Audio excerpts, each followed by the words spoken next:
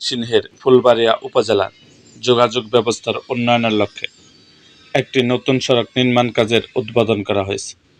স্থানীয় সংসদ সদস্য অধ্যক্ষ মোহাম্মদ কামরুল হাসান মিলন এই সড়ক নির্মাণ কাজের শুভ উদ্বোধন করেন।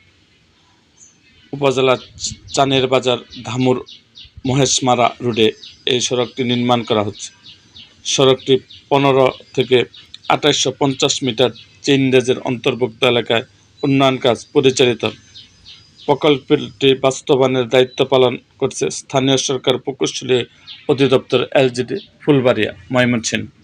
সড়কটি নির্মাণের জন্য প্রকল্পিত মূল্য নির্ধারণ করা হয়েছে 2,38,38,648 টাকা এবং চুক্তি মূল্য নির্ধারণ করা হয়েছে 2,03,90,125 টাকা।